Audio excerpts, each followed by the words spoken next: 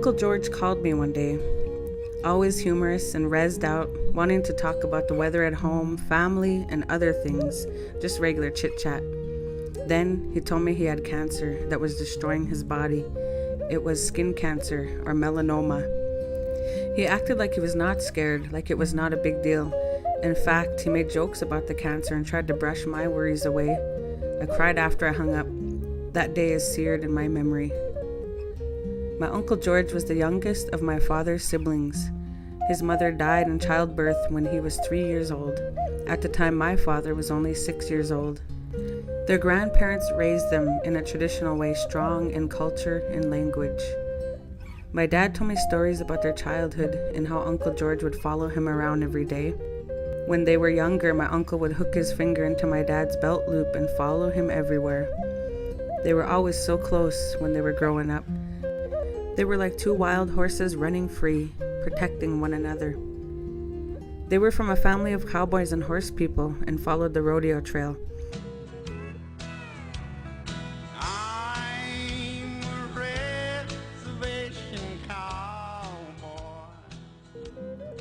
This is when my Uncle George began drinking. He was an alcoholic for most of his adult life.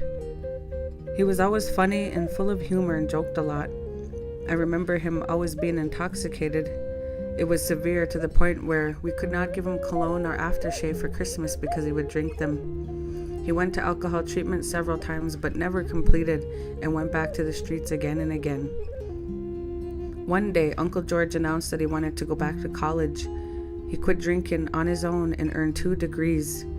Our reservation community had a massive celebration for my Uncle George, the graduate. Everyone was extremely proud of him. There were 2 drum groups, a band, and a mini carnival. We had a big meal and giveaway.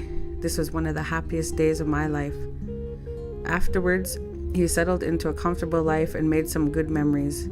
A year later, he was diagnosed with cancer. My father was frantic. His little brother was dying, and he could not do anything for him. My dad brought my uncle to medicine men and traditional healers, hoping they would help. It was not meant to be. It was painful to see not only my uncle dying, but my father's heart breaking as well.